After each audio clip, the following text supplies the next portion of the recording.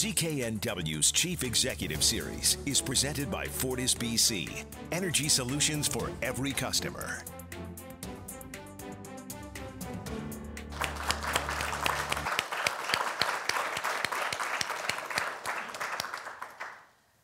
Well, good afternoon. We are at the CEO series at the SFU Beedie School of Business presented by Fortis BC. Our guest today is Wayne Drury, the CEO of Tsimshian Resources. And Wayne, first off, how do you even describe what you do? Because I've been looking at your list of things that you do on a daily basis. Is there even one title for you? No. I started out 14 odd years ago with my first assignment with a First Nation community. And excuse me, and I've done the administration of the band and quickly looked at the opportunities for the First Nation and said, you know, if you look at a First Nation, the things that they don't have or didn't have was capital. They couldn't take risks, and a lot of them don't have the capacity to build business. I'm absolutely thrilled to hear that SFU is going to Prince Rupert to do a business program and an MBA program up there. The north is where things are happening. There's LNG is exploding in the north, and if we don't all work to incorporate and encourage and accommodate the First Nations into the business and provide them with the opportunities, we'll have failed in British Columbia. So I started, say, 14 odd years ago, and we started with throwing a little pebble in the lake. And if you throw a pebble in, you get a small ring, then it grows and it grows. And that's what we did in Lac Willam's as we grew their business. And last year, the revenues were over $200 million. Yes, but I mean, that's nothing compared to what was there when you got there. No, when I was there, they had a huge deficit compared to their income. Their income was about $6.5 million. They had about $6 million of debt on the books. Typical 85–90% unemployment, and a pretty sad situation. You know, anything that you would hear about a stereotypical First Nation, which isn't true anymore, was there. The suicides, the poor education, the poor infrastructure, unemployment, and we all work together and turn that around. This year in the community, the unemployment will be about 1%. And to say we've now, the revenues are now up to about $200 million, which the forest component is about 50% of it, a little bit under 50%, 45% of that. And there's a fish plant, and there's a total of 14 companies that the First Nation has, and have been built very strategically. And proud to say that over the last 12 years, they've all been profitable. And that's a feather in the cap for the people that are running the companies on a day-to-day basis. And that's both First Nation folks from the communities as well as the non-First Nations. And you know, I can talk about succession planning, and that's what I say. I'm absolutely thrilled about the SFU program, because that's going to take what we've been trying to do and raise it up into the stratosphere. It's absolutely critical. Well, let's back up a little bit here and talk about you, because we want to learn about you here too. And that is, you got this job by answering an ad in the newspaper. What made you decide to take something like this on? What in your background made you think this is the job for me? My upbringing. My mother was a very, very social-oriented person and a very giving person, and always helping. It didn't matter who it was or what it was. My mother was always there, trying to help. And I just come back from South America. I worked in South America for 4 years, and I was working on Vancouver Island, and something that was my passion, that's cooking, but don't ask me to cook. And the ad was there, and I thought, I grew up with right next door to a First Nation community in Powell River, and I thought, that might be something that's interesting, something that's different, something that's challenging, and I think I have some skill sets that may be usable. So I interviewed with them on a Thursday, and on a Sunday I went up and got off the airplane in the small community, and I looked around me and I thought, oh my goodness, what an opportunity. It was like this picture opened up.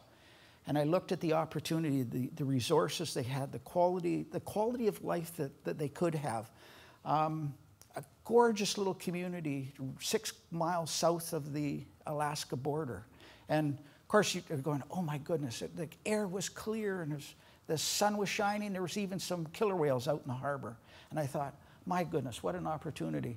And the first 6 months was very, very tough because I didn't understand the culture. And the culture is different. Like we have different cultures in Vancouver. And I'd say the biggest mistake I've ever made in my life, in business, is not taking a step back and understanding the culture. Right? I did that when I was in South America. I didn't understand the culture. I was trying to bring the North American business model to South America, and it took me about 6 months to get to understand that, oh, that it's not working. And unfortunately, I sort of made the same mistake when I went to Lac Willam's, but is that a problem? Do you think that happens in business today as well? Is that too often businesses aren't concerned with making sure they embrace the right culture? Well, it's very interesting, and it's very, very true. And now with our forest company, most of our business is in China, Japan, and Korea. Okay? And we went to China in 2008 to learn a little bit about the Chinese culture.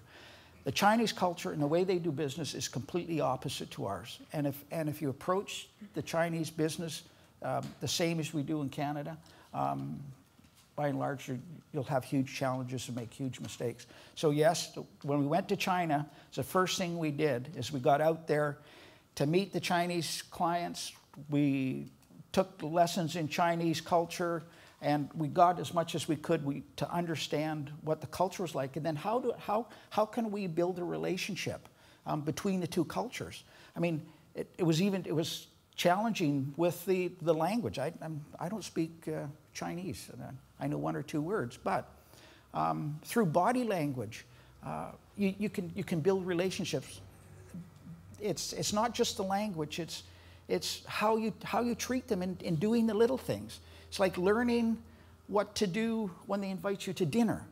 I mean, there's all little things that you can do to build relationships, which then builds into trust and builds into business.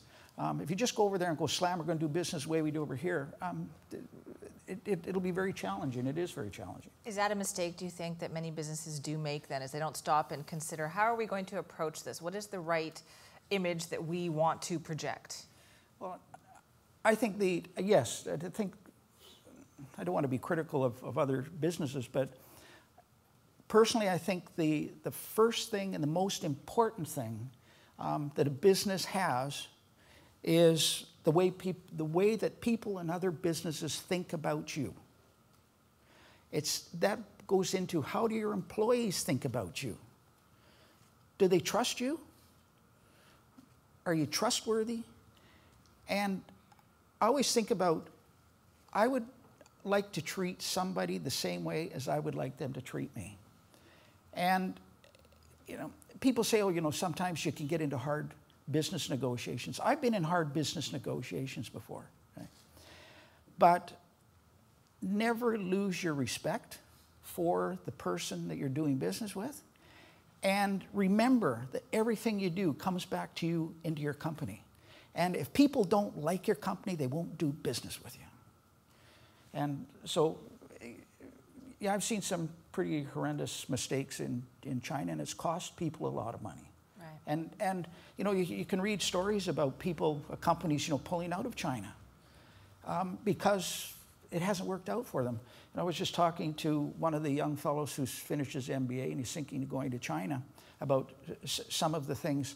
And it's an unbelievable opportunity for all of us. Any company that's in British Columbia, doesn't matter whether you're in the hospitality sector, whether you're in the resource sector, it doesn't matter what you are. There's a huge opportunity, but it doesn't happen overnight. I mean, we've been working on our China connection since 2008, and we're still working on it. We work on it every day. And anyway.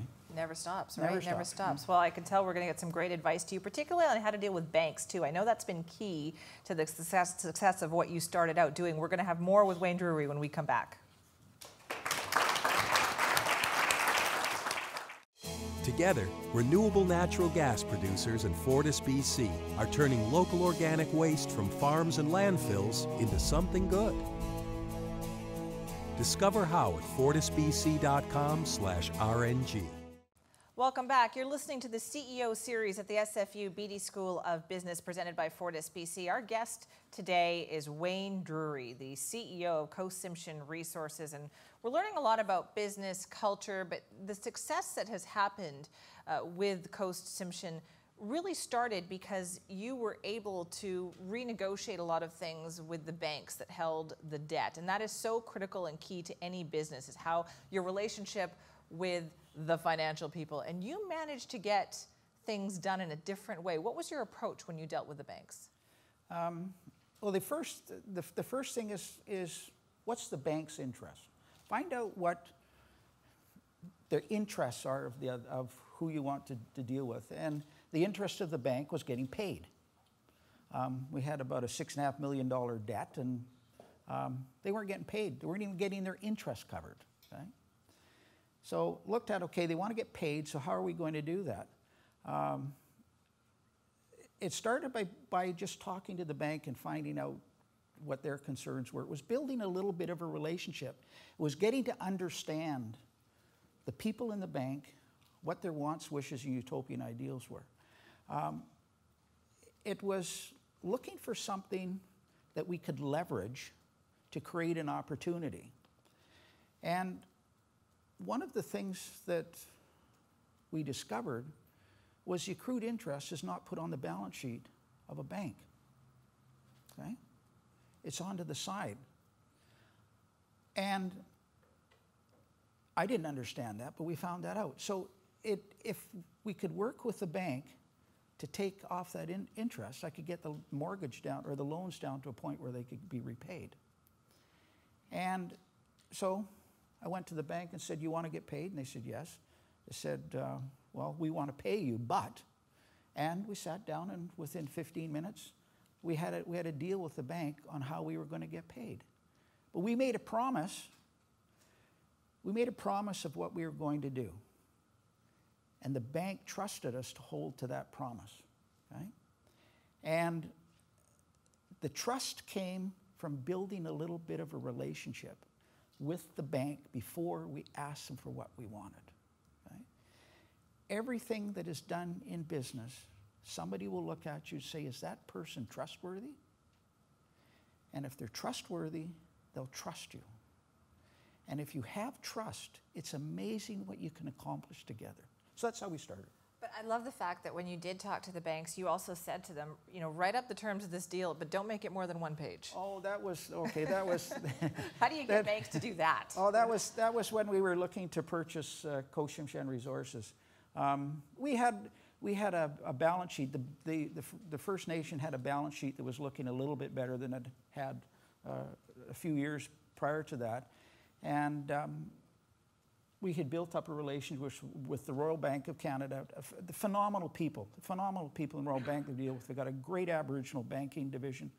And I was down in Chile or in Peru on holidays, and I was asked to find $9.8 million to buy the bankrupt assets of the Skeena Cellulose, the forest assets. And yes, I phoned the bankrupt that I dealt with business with, and I said, I have two things I need. He said, what's that? And I said, one, I need $9.8 million, and I want the term sheet to be one page. And he said, well, when do you need the money? I said, I need it in 24 hours. Oh my goodness. So in fact, he phoned me back within 24 hours, and he said, I've got some good news and some bad news for you. He said, the good news is I've got your money. The bad news is that the term sheet is a page and a half. And that was all done from 1,000 miles apart with a telephone call. And I go back, and you're going to hear me talk, you'll hear me say this over and over again. It was because we'd built up the trust between the bank and the community and the people in the bank and our staff. Wayne, who taught you all this? I mean, it sounds like you've learned so much along the way, and I know you've gone to school. I mean, you've got all different backgrounds, you studied different things in forestry, but who taught you that kind of innate business sense? My mother. It came from my upbringing. You know, very, very trusting family, and you know, sometimes you're growing up and you do things and you get burned. Well, you learn. You get jaundiced and angry. Oh, for a little bit, but you learn. And I've had the unbelievable opportunity and the experience to work in many different areas and with many very interesting people in very difficult situations. I've been in logging, I've been in forestry, I've been in fisheries. It goes on and on. And I've worked for some very tough, hardened people. But the one thing that has been a common thread through everybody they've ever worked for is the compassion that they've had. You know, they've had a job to do. You know, you get a private company owner, and you know, they're very bottom line oriented, but they're all compassionate and very respectful. And it's picking up little things. And if I could give the young folks in the room some advice, okay? It's learn from what goes on around you every day. Keep your eyes and your ears open, because there's incredible people. There'll be little things that'll happen that you may not think are important. But I fortunately learned and took the opportunity to analyze what happened around me and those sorts of things. And as people way before me have always said, information is knowledge, and knowledge is key. And that's absolutely true. I wish I could start all over again. But, really? Oh, I'd love to. I'd love to start all over again. We'll have to find out why about that when we come back.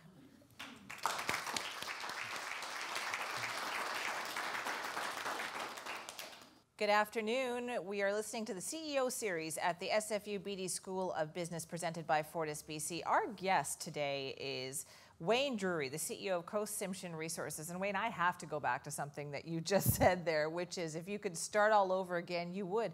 Why? I mean, look at what you're doing. Look at what you've accomplished. What is it that you would change? I think the one thing, let me put it this way. I'd like to go back and do largely what I've done all over again, because I enjoy what I do and I'm passionate about what I'm doing. And the people that I've met and the opportunities I've had, I'd love to experience it all over again.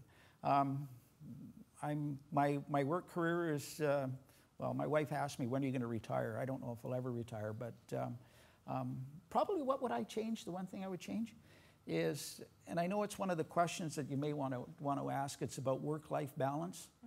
Mm-hmm. I have not had the right work-life balance. And work has been largely my life. Don't do that.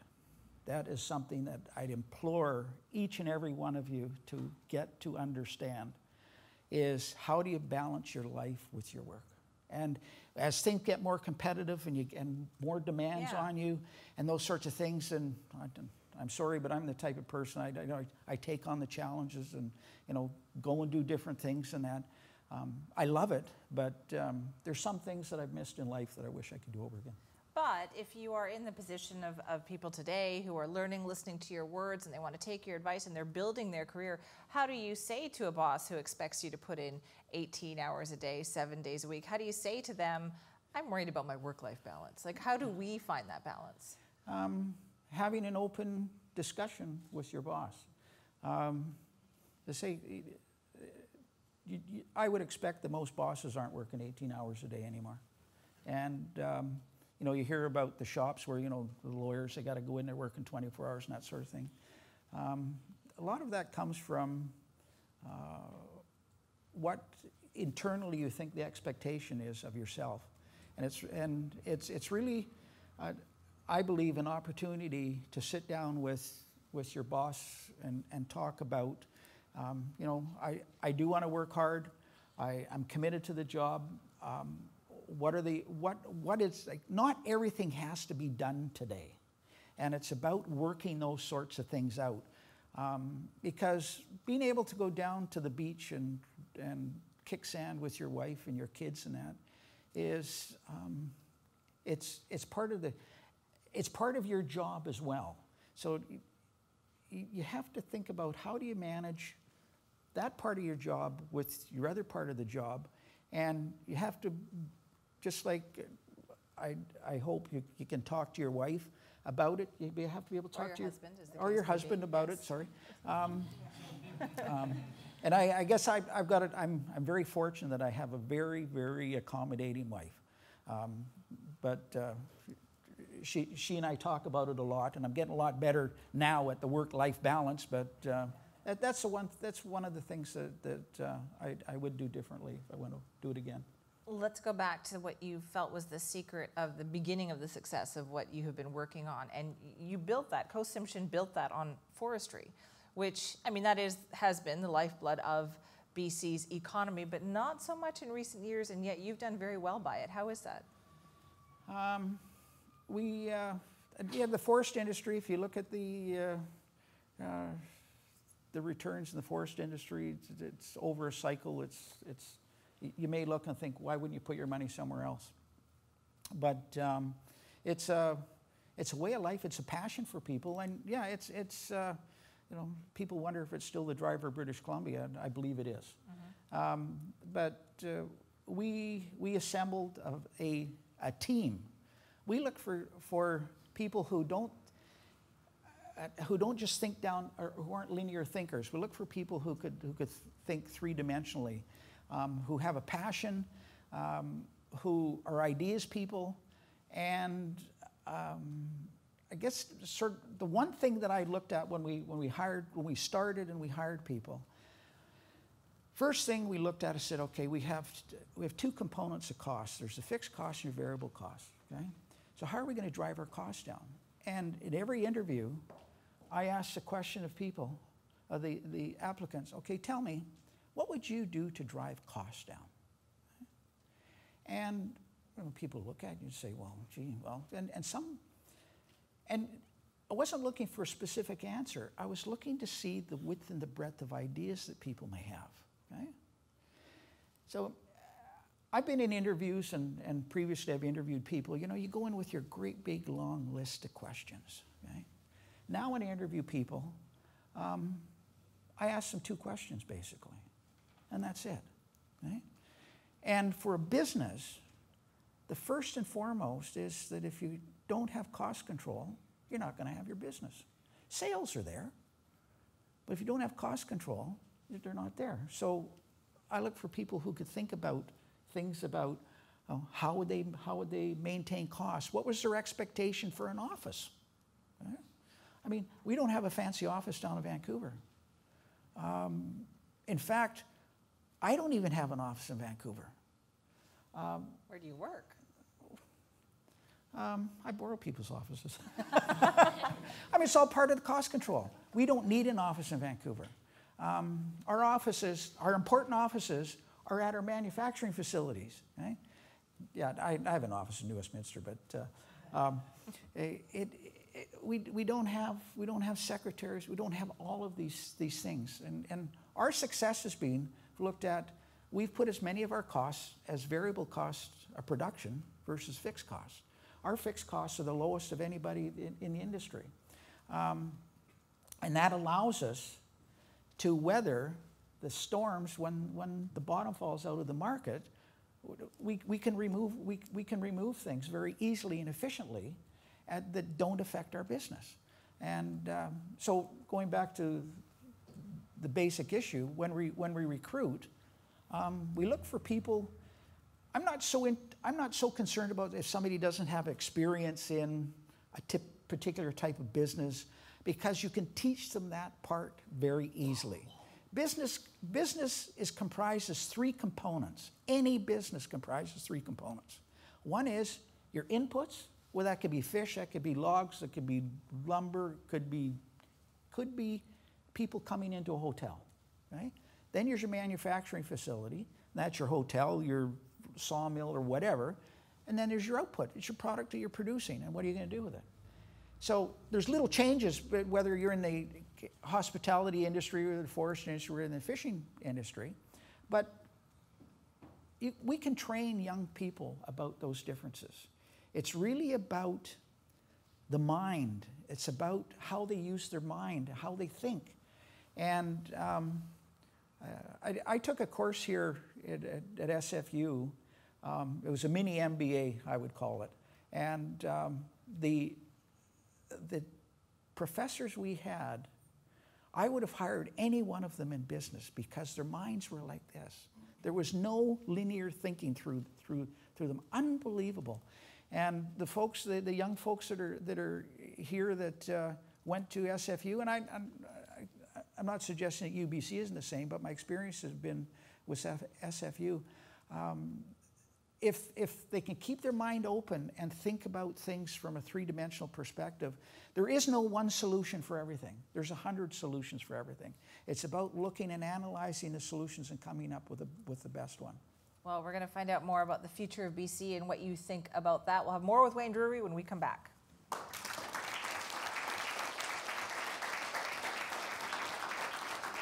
Well, our time is flying by here. You're listening to the CEO series at the SFU Beedie School of Business presented by Fortis BC. Our guest today is Wayne Drury, the CEO of Tsimshian Resources. And I feel like we have so much we could touch on, but I have not yet talked about with you the future of BC. And I know you've also pegged it as LNG. You do business with First Nations. You want to make sure that they capitalize on this. What do you see is happening in the next couple of years? Well, everybody knows about the LNG, I call it the LNG rush in British Columbia. I think people have got on a horse and they've come out of the gate really fast, and there's a whole bunch of things that the people of the province want out of LNG. Most people I don't think are against LNG, but if we look at in the Pacific Northwest and the Prince Rupert, there's 6 or 7 companies that are looking to build LNG facilities and pipelines and those sorts of things. And it's interesting when we talk to everybody, and I don't think it's any different in Vancouver, where if you ask people what's the most important with LNG development, the social license and the environmental license are the 2 most important things. Okay? And interesting, companies that are coming from outside of British Columbia and want to do LNG in British Columbia, interesting talking to them about how they understand they're going to obtain a social license in British Columbia. Okay? So if you don't obtain a social license, I believe they won't operate in British Columbia. Okay? And some of the companies are working extremely hard on building the social license. And that comes down to doing things to build trust and relationships with the people in the north and the people of British Columbia. We have a tremendous opportunity with LNG. Right?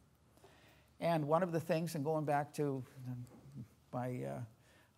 what SFU is doing up in Prince Rupert to build an MBA program up there,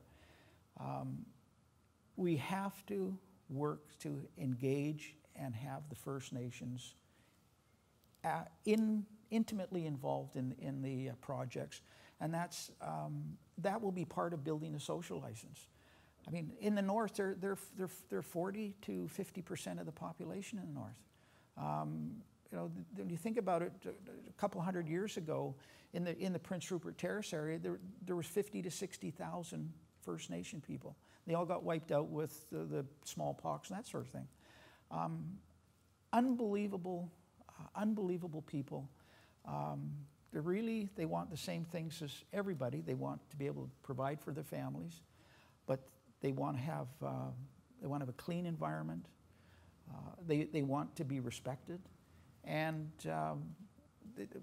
we have to be able to do that. But for all of British Columbia, we have to make sure that those projects are delivered in a way that's socially responsible and is environmentally responsible. And I mean, you'll have seen things in the newspaper about Petronas and their problem with the SIA process and that. And SIA, or Petronas, is now working very diligently to resolve the issues on the environmental side. But these projects aren't going to happen overnight. You know, they're $20 to $30 billion worth of projects. And the SIA process alone is anywhere from 2 to 4 years. And So it sounds like you're saying patience. Patience is a virtue. But now the companies, the first thing, if they build a social license, they will come. They will be here. So I'm really thrilled about the opportunity for British Columbia.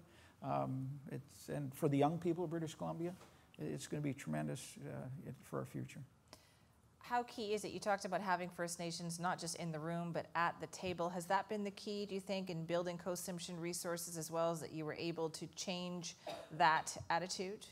Well, within Coast Tsimshian Resources, it's 100% owned by the Lackwellams, and they're on the table. And interesting, I mean, the board members are all from the community, and it was interesting understanding what they wanted out of the company from the very start. It was one of the first questions that, as a CEO, I went to the board and said, like, okay, you know, what do you folks want out of this company? I mean, we could have taken it, and we could have gone and harvested to the max and you know, during the good times and made lots of money and those sorts of things. And they told us, look, our priority is that this company is sustainable. I said, okay, what do you mean by sustainable? And they said, we want to be able to have the security and the certainty that in 250 years, our children's children will be working here. So we talked about, that was their most important thing, how to build a sustainable company that they really wanted to pass on to the future generations. So that helped us design the type of things that we did in business and how we operated the business. I mean, one of the first things we did is we looked at the annual allowable cut. We said, yeah, well, you know, everybody says you can cut, you know, 800,000 cubic meters a year. But we looked at the risk profile with that, and we voluntarily reduced the annual allowable cut by 300,000 cubic meters. And that was for two reasons. One was because it gave us a security that the company would have the sustainable resources to continue in the future. It gave us a buffer. And the second thing, we looked at some of the potential environmental impact for what we were doing, and much more manageable at a lower level and a constant pace. So that's how we built the business. Well, Wayne, I can't thank you enough for being here today. Any final quick last bit of advice that you would give to any students out there or people who want to get into business? You've all done the right thing by the ones who've come to and taken their MBAs, folks who take a business degree. What a wonderful way to start. And I look around the room and see some of the young faces here, and I just wish you all the best of luck and have a wonderful life in business and in life. Well, thank you so much for your time. That's Wayne Drury, the CEO of Coast Tsimshian Resources.